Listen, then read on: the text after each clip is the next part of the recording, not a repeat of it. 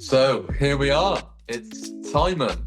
Now, as you can tell, that me and Timon have the best football shirt in the UK on of all time, Bristol City. I think it's amazing that Timon's here in the United States wearing his Bristol City top and supporting worldwide. I like that. So me and Timon I've been coaching Timon for over a year now. Now, and we've been having regular sessions once every 2 weeks, once every 3 weeks, even once every 4 weeks at times.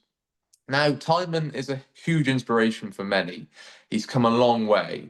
Considering when you first came in, I remember you being in tears, very upset around fears of rejection, fears of body image, fears of bad performance, just fears of what other people think of you, just being perceived in a negative way. And OCD got into so many ways of that around rejection because rejection can tick off so many fears, can it? So many themes that OCD can target when we're scared of rejection and when we're just trying to push that away at all times. So, Timon, if you can just explain what you were like when you first came into OCD recovery, and then we're going to gradually work through your journey step by step so people can understand and people can relate because, like I said, it's such an inspiration. So, what were you like when you first came in? Run us through the emotions. Run us through what was going on.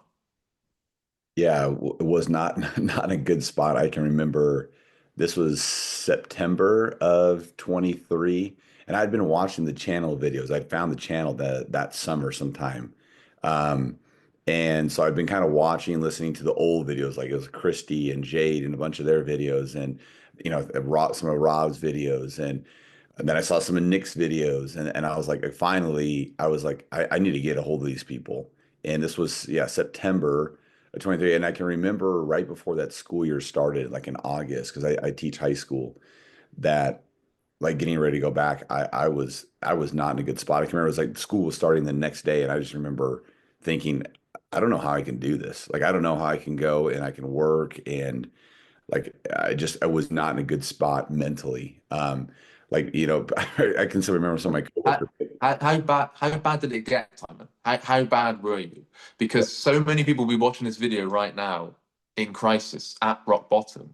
So, how did you get from no hope, not only to where you are today, but how did you get through that time? How bad was it?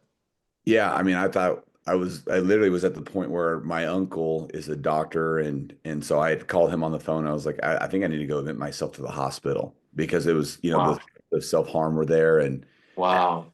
ironically enough, I was actually kind of at peace with that because I was just like, just going somewhere where I can get help, because Yeah. for the longest time, OCD was always playing in the background. I'd have flare-ups and that kind of stuff for a long time, but Yeah. it didn't latch chronically to the point where I couldn't like function. Yeah. And I was always too proud to go and get help because I always thought therapy was like, I don't need therapy. I don't need to do that. My wife Wow. was trying So to was it deemed as a bit of a weakness to be yeah, suffering mentally? yeah, absolutely. That's And does that link into sort of the physical body image fears? Because coming across as a strong guy, the big guy, the guy that's in shape, do you think it links into that? I think so. Yeah. I mean, that and the cultural stuff that I'm sure that you and I have grown up with because, Elliot's done a lot of videos, him talking about the culture of going Yeah. to football matches and being around the boys and, you Yeah. know, I'm watching the best team ever, Bristol City. but Watching from afar. yeah. So, I think there's a big part of the cultural component, especially the era, I say the era that I grew up in, but just like that my dad grew up in, and then that's kind of passed down. And it's like, and I coach now. I coach high school football here in the States, but yeah, so it's like, it's kind of like another layer on top of all that. And yeah, I just remember like suffering, and I'm like, okay, I don't want to be suffering in front of my students, and it's like all this kind of stuff just it just snowballs in so many ways. Right. Okay. So, what did you find the most difficult, Timon, on this journey? So, like you said, you was obviously very, very stuck when you first came in, but what was it that was fueling that suffering? As you've become in for more calls and you've become more rational over time, what was it that the main fear was for you that was driving all of the suffering? Well, I just think ultimately that I like kind of being worthless, being yeah, Yeah. Yeah, more or less, just And, that. and OCD would be intensifying that, wouldn't it? It'd be amplifying that for anything that you could have done if I made a mistake here, if I'm perceived in this way. So you were hyper aware of how you came across, how you looked, your performance, your appearance, everything, because the fear of rejection and fear of being disapproved. So OCD had heightened that and looked at everything, everything that you could do in your life for a reason of you could be rejected if this happened. So and that's how it got in there, wasn't it? It was targeting everything for you, especially around sport. Right. Yeah. Yeah, that and just things my own personal life, how I'm performing at work, and you and I have talked about this, or Yeah, uh, yeah, body image stuff, because that was a tough one for you, body image. yeah. You struggled with that quite a bit. What was driving all of that? The body image fears. Um, I think just this irrational beliefs, that I have to look a certain way or be a certain way. If I'm not healthy, then it's the worst thing. I mean, I think it factored into several little areas and nooks and crannies, and some of them I'm still working on. Um, but it's improved quite a bit. Yeah, It's just yeah, and then being willing to drop certain compulsions, right? Certain behaviors around having to do certain things or do it a particular way, be more flexible in how things are done. And so, yeah, just kind of, yeah, dropping that rigidity, that control, which, takes time because you want to hold on to it so tight. And so just kind yeah. of letting go of that. Yeah, good. And compulsions wise, Timon, what, especially around the body image fears, because so many people can relate here. It's such a relatable case because many people come in with the fear of rejection around what they look like, any kind of body appearance, just rejection in general, but OCD is going to target your looks. So, what was the biggest compulsion here? What were you doing to combat that? Um, I think I mean when I first came in, I had a lot doing a lot of stuff. I was wearing a watch that had to track like heart rate and stuff. So I remember that was Right. the thing too. Like it would always be like I always check my heart rate. Where's my heart rate at? Where's my heart rate at? Finally, I was like, Yeah. got to get rid of that. So Yeah. I ditched the watch. I used to like track my workouts and things like that. So I ditched all that. I don't track anything anymore. I still try to eat healthy. Because eating, because I remember that one of the exposures was to go and eat a Big Mac, wasn't it? Because Yeah, you avoided eating good food or just food that would be excessive amount of calories, but that it wasn't in a healthy way. It was terribly unhealthy, wasn't it? Because you were right, avoiding great food because of that fear. So, what right. was your main avoidant behaviors, Timon? Yeah, I think that, like I would never eat. It got to a point where and part of it was I was trying to lose some weight, but I was like, I wouldn't hardly like eating treats, anything like that too, within balance or within reason. And so, now today I feel like, if my family wants to go somewhere, like we were driving around the other night, we're like, okay, we were going to go somewhere, ended up at Wendy's, and, I'm getting a, double burger and nuggets so I'm just like, I feel like my ability to kind of go with the flow, so to speak, in that Yeah. regard improves significantly over time. Right. So you've got more flexible there, haven't you? Which is awesome to see because when Timon first came in, he was so rigid around how things should be or how he should look and the things that he could do and the things that he shouldn't do and so on. So it's okay having these desires in place, isn't it? But the problem that we've got is how rigid we are. Things must not happen and things must go like this because with OCD, it's going to target that. It takes orders from those beliefs. And as soon as it finds evidence to maybe go against that belief, you're then going to be very disturbed. As in, let's say Timon ate 5 more calories than he should have done. Here comes the depression. Here comes the panic. Here comes the anxiety. Here comes the spiraling. Okay, and that is the position that you found yourself in. So, what did you find the most difficult, Timon, with the fears around rejection? Because I know you've done many, many shame attacks, and we're going to cover that because you've excelled in that. You've actually got to a point where I think you even love doing shame attacks because you can see how helpful they are for you. But what did you find the most difficult around rejection? Why was it such a big stumbling block for you? I think as I've gone through this journey and gotten more, because like you get more clarity on stuff over time. I think for me, it's the uncomfortableness of the sensations, of the emotions, Mm, anxiety, mm, comfortable, right? And mm, so as we dispute things, as we work towards worst case scenarios, we talk about how things aren't, are not 100% bad. They're not as bad as they could be. It's not the end of the world, but you have to prove that to yourself by how you behave. Like Yes, that is critical. That is such a good point. You can dispute until the cows come home, couldn't you? But behaviorally, you've got to back it up with behavior. That is what provides the substance, and that is what you've been doing so well.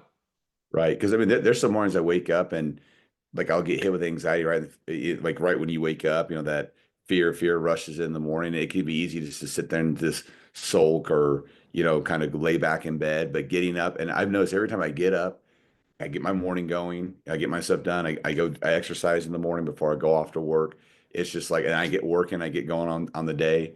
Yeah. Um, like I feel that confidence improve over time because like and that realization towards the unconditional life acceptance component that even if this is my life for the rest of forever, it's not the end of the world. It's not going to stop me from doing the things that I want to do in life. Um, Yeah. and that takes a lot of time. I mean, obviously, I'm still working through the process, but it's come a long way. But there's just no way around it but through it. I mean, that if I could give any piece of advice to anybody, it's that. That's probably one of the biggest things I've learned is that you can't skirt around it. You've got to take it head on. So. Yeah.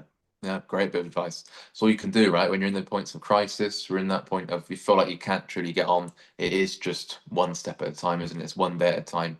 And how can I get my life back on track with all the symptoms there, with all the sensations there? And one thing that's really stuck out as I've been coaching you is that your structure is excellent. That you really prioritize the life structure, haven't you? And what I really like is that you keep it up regardless of how you feel. So even on calls when you've been having a bit of a wobble, you've been having a bit of a setback, a bit of a relapse, it's what I notice with Timon is structure remains the same. If anything, it's more of reining him in so he's not then going overboard and doing too much whilst he's suffering as he tries to sort of overcompensate for it. But you've really worked on your structure. So if you can just explain how you've found keeping up a healthy structure, how that's helped you so much, not just with OCD time, but just mental health. How has that helped in general? Huge. I mean, I know that Nick talks about it quite often, but I think exercise is in general for health benefits is phenomenal. Like going out and I went on a run yesterday. I remember getting done. I was like, man, I feel incredible. It's like it's Yeah, just it's just nice to it's just a good for me. I like doing it when I wake up first thing in the morning. It's a good start to my yeah, day. I have little kids too, so my life after work is crazy. I mean, there's always yeah, like a million things going on. And my wife and I were a team. Like we share stuff. I cook all the time. I clean all the time. I'm telling you, if you were to watch me when I get home, it's like I come in, I'm doing dishes, I'm, t changing diapers, I'm getting the dog yeah, on a walk. It's just, yeah. it's kind of And also, do you know how inspiring that is for dads, though? For fathers that are dealing with OCD as well as raising young children and keeping up a job, and the main thing, dealing with OCD. So, what advice would you give to somebody that is in that position and is just finding it very difficult to cope? Because you've had your fair share of times where you've said to me, "I just don't know if I can cope with this," because it's full on, right? It's right. pretty full on. It's pretty intense. And OCD feels like about 10 jobs at once, doesn't it? So, what advice would you give other than just sort of the one step at a time? How do you approach the future? How do you approach tackling these fears and so on of not being able to cope when you've got a young family as well? I think, and obviously try not to do this too compulsively because I'm sure I've done this too. But I remember in meditations, probably the thing that stood out to me the most was when Marcus Aurelius talked about, he mentions, I'm paraphrasing here, but when he would go and give his son a kiss at night, he would always that thought in his mind that this could be the last time, and Wow, not in a that's powerful. it is. And I don't look at it necessarily as a morbid thing, but as a gratitude, like don't take things for granted way. Like it's one of the things that I think about regularly if I'm, having a harder day of like, man, I get to go spend time with my kids. I get to do this because it's like who knows what will happen? Who knows Mm, if one of my kids will run out and get hit by a car or like I have a buddy right now, his son's got cancer and it went in remission. wow. It's come back and Oh dear. there's a very good chance that he made, like just based on what the doctors have told him that when it comes back, there's a good chance it might take him. And he's my son's age. He's 5 years old, or 4 or 5 years old. Wow, wow, that's terrible. So in those kind of moments, it's gratitude, isn't it? I've noticed your gratitude is very, it's you've worked on your gratitude so much because we talk about gratitude a lot on calls. I remember having one call with you, and it was pretty much just gratitude the whole call. Things that we could be grateful for, even if X, Y, and Z happened, even if God forbid something goes wrong with a family member or so on. So that's crucial. So how has gratitude pulled you through the toughest of times of OCD time? Any particular moments you remember where you were really suffering and gratitude helped pull you along? Yeah, I've had several. I'm trying to think of like specific examples, but it is something I try to reflect on. I don't do a journal. I don't necessarily track any of that, but Yeah, I think just realizing how grateful you are. And I remember Elliot said something recently too on one of his videos where he talked about for him and his journey, that mindset shift of have to get to, like that's that's crucial, man. it You really you is. get to read the books. You can read the books. You're able to read the books. You're able to dispute. You're able to reach out for help rather than I have to because I have to do this like it's some kind of chore. So that's crucial. Just that you're able to read anyway. Right. And just having various perspective shifts. I was when I was actually thinking about this, this is one thing I did want to mention on this video. I would recommend everyone watch. I think I put it in our groups. There's a documentary called "They Shall Not Grow Old." It's a World War I documentary, and um, I believe it was Peter Jackson that did Lord of the Rings. He directed Lord of the Rings, but he reenacted. It's all primary World War One footage, and all of the interviews in the documentary are their primary accounts. People talking about, and they're all British soldiers.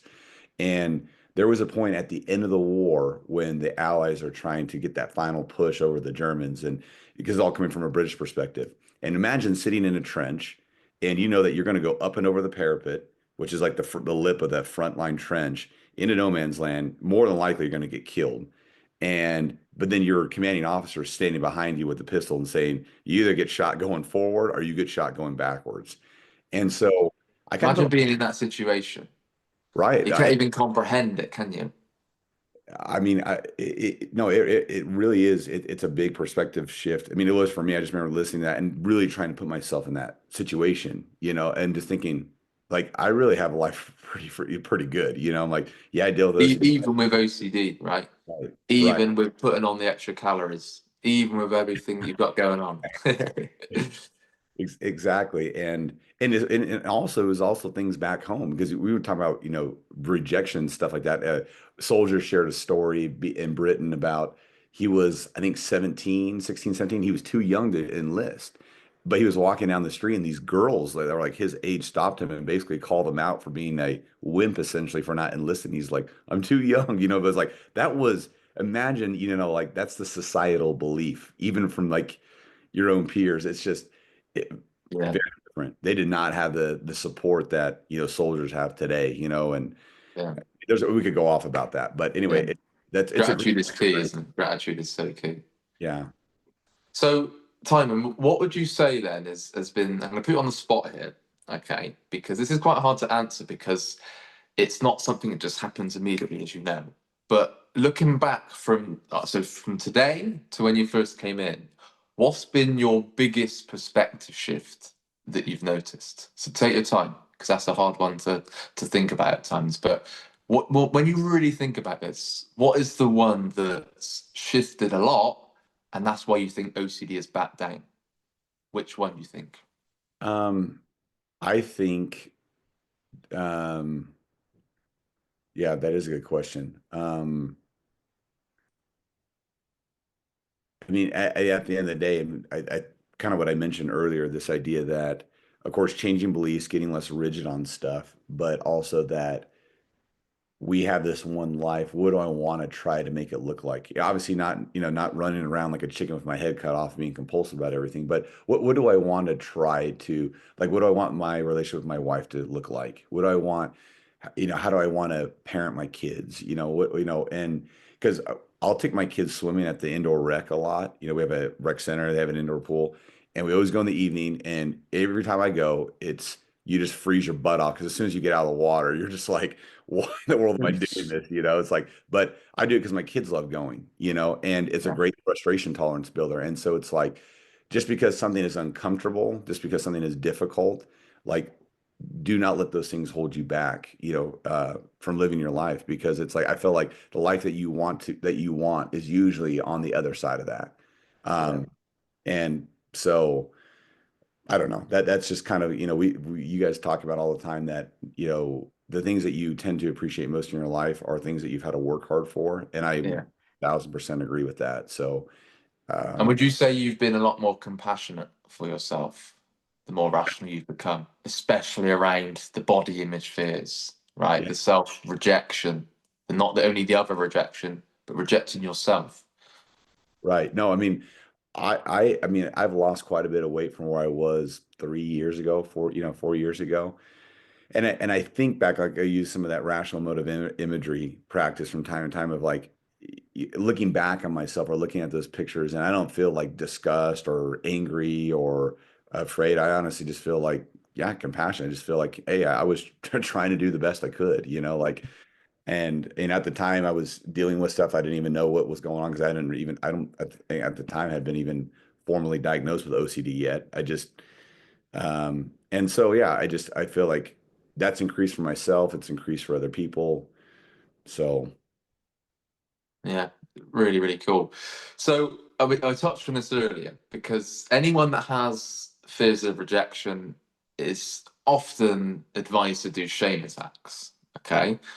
So you know what I'm going to ask you, Timon, yeah, because you have done many shame attacks. You've really taken it in your stride. So why don't you run us through the shame attack or some of them that you've done and how they've actually helped you? Because for me personally, Timon, shame attacks changed my life because my whole life was behind the barrier of shame and embarrassment and humiliation and any kind of guilt theme because I was just beating myself up endlessly. I had no self compassion, no self acceptance, no self respect.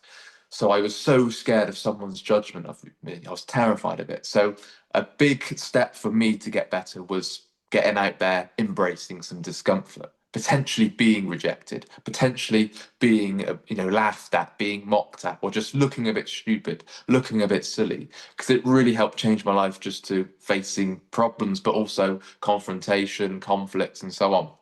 Because otherwise, you just become this people pleaser, and then you don't actually put yourself first. You start sacrificing yourself and so on because you're so scared of the rejection. So, with you, Timon, shame attacks, how have they really helped you? And maybe you can give an example of one that you've done. yeah. I think kind of what you just mentioned, one of the things you learn as you do shame attacks is that things aren't as bad as you think they are. Like a perfect example. One time I was doing the stops on buses, like just Yes. yell at the stops. And so actually, if I remember correctly, I had to bring my little girl, one of my little girls, because my wife needed some help with the kids. So she was just sitting next to me, and I'm just here. I am just yelling out the stops. And I can remember the bus driver kept like looking back. I don't know if he was looking at me. And so anyway, this has been going on for a while. The other thing the bus had is it had um, a little sound that would come on, and it was like an automatic sound, and it would say the stop. So I was kind of like speaking over it, and he kept playing it like louder and like on repeat. I'm like, is he trying to like send a message or something? So finally we got to like a stop, and I did it again. And he turned around and just yelled at me. He's like, "Stop yelling!" He's like, "I'm pointing it up here." And I was like, "Okay." I was like, "Hey, I'm sorry." I like didn't mean. I was like, I was just trying to help out or something like that, And I And, think with the shame side of that, how did you feel with the discomfort? And could you see that the shame was just an illusion? Could you see that, or was you still just as terrified of the shame?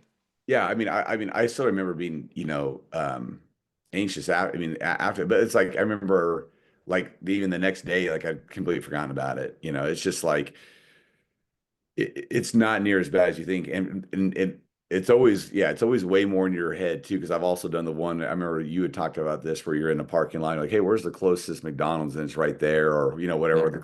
So I've done that several times and people are like, it's right there. I'm like, oh, yeah. thanks. So, and like, it's I remember just, once when I remember once when I wore odd shoes, and but that got a few funny looks because I had like one black shoe and one white shoe, and it really got into the what as if they think that of me? Because even if somebody wasn't actively saying something to me, it was, what if they think that? What could that person over there be thinking about me?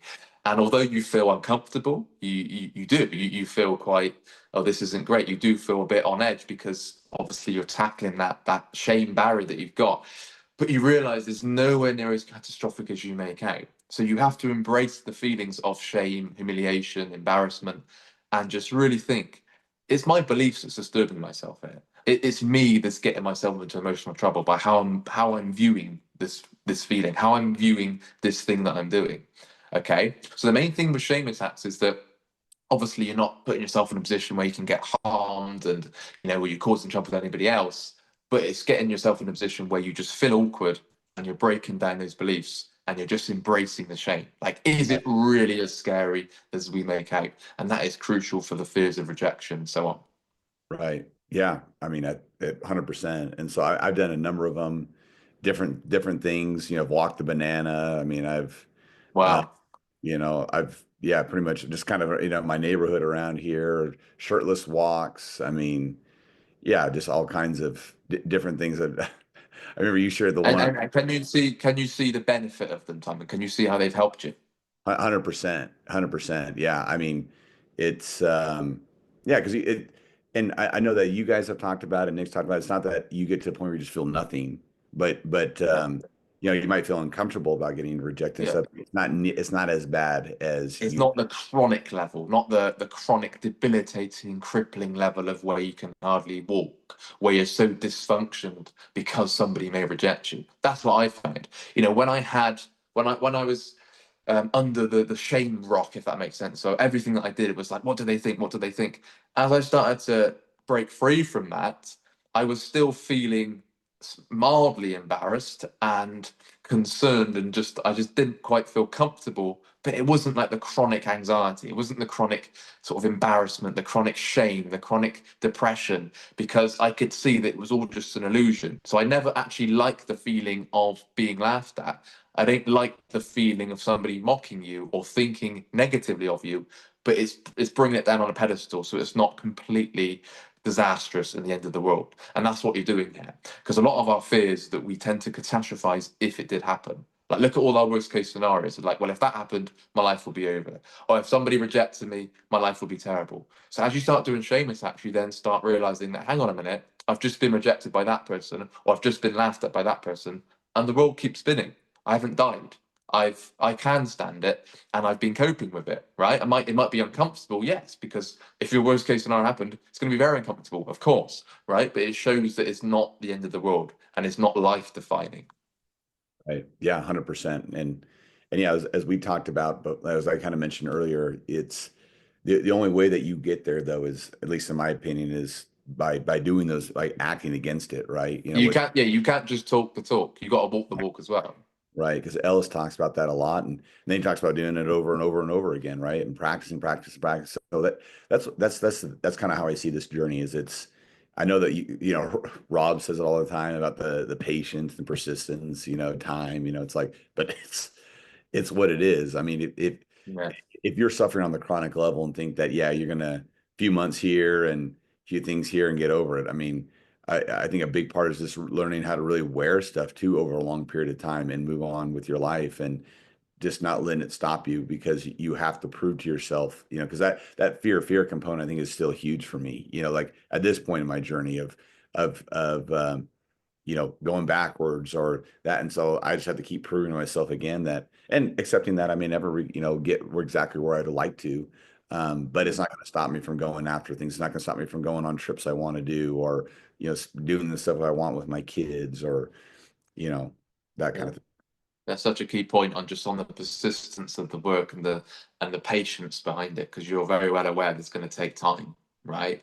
I Right. remember initially you got to a stage where I could tell you were trying to force recovery to some extent. I think you knew it was going to take time, but it was like, come on, I should be over this by now. This should be gone by now. I need it gone by now, right? But now you're just sticking to basics. You're saying, well, this is causing me disturbance. I obviously have a fear here. What are my beliefs around this fear? And you're breaking down these fears via rational thinking and unconditional acceptance. You're not doing it just to recover. You're not just trying to get to the place of recovery like a final destination. It doesn't work like that. So what I really like what you've been doing is just tackling away, facing your fears, doing your behavior changes, and seeing where it gets you, rather than doing it just to recover and that's it.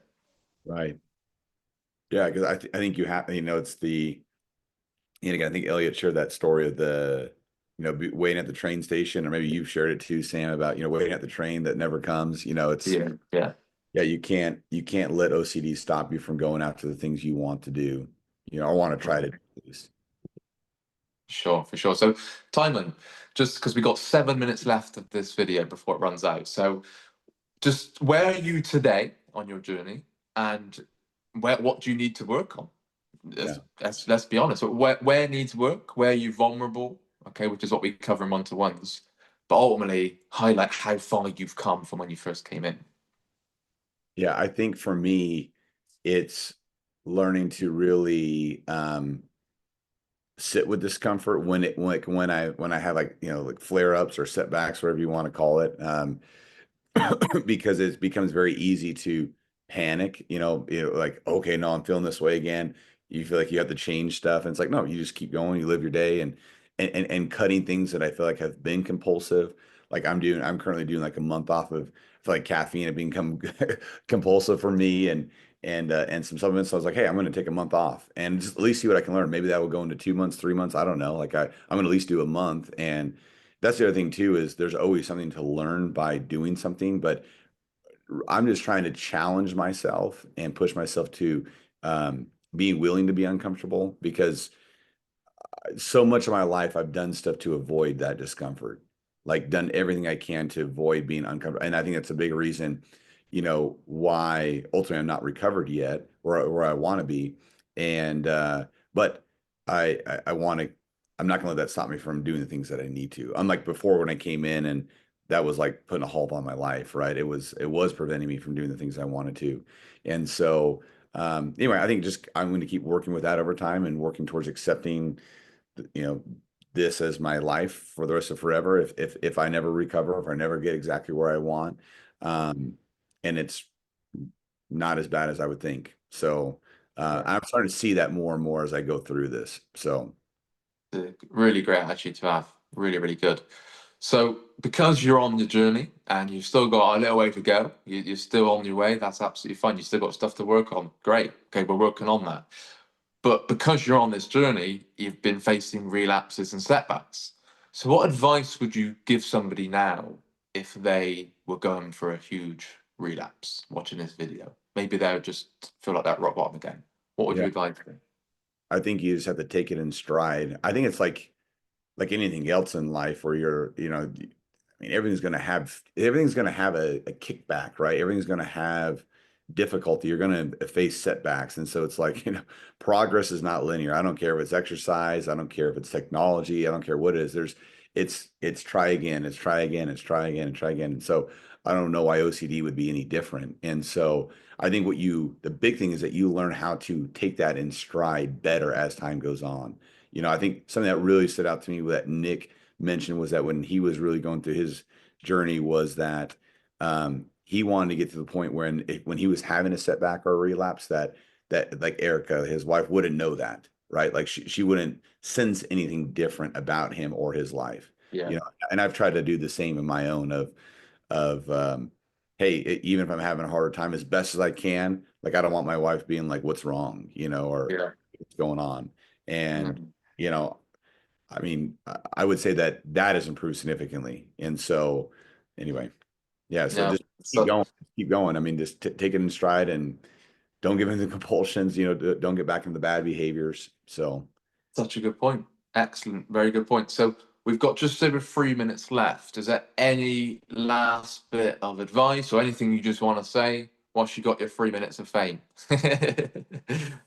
and now Sam, I just want to thank you, and I mean, Nick and Rob and everybody. I mean, all the coaches, the community. I mean, I seriously feel Very incredibly grateful, welcome. because and I hope everyone that's coming in feels grateful. And if there are people out there that are on the fence about coming in or not, I mean, this is the best place to come in and get help for OCD. I mean, Amazing to hear. And it's not just for OCD. You guys talk about all the time. It's for your life too. It's going to change your life. And so, um, if you're in here, keep at it. If you're not, these guys can help you. So, Amazing to hear, Timon. Thanks for the kind words. If you do want to get in touch with us, please can you email phil@ocdrecovery.com and we can book you in for a one-to-one session as soon as we possibly can. But anyway, Timon, it's been great speaking to you. You've been great fun. You've got an amazing shirt on, so that means everyone's going to listen and take your advice on board and do whatever you say because Bristol City are the best team ever. But yeah, thanks so much for your time. Thanks for joining us. It's been a real pleasure seeing how far you've come. It's a privilege working with you, it really is. And just keep taking it one day at a time, chipping away at the beliefs and the behaviors that you've been doing. And you come a long way and you're only going to go further with that. yeah, thanks, Sam. Appreciate you. Simon, look after yourself. Thanks for watching, everyone. Bye bye. All right.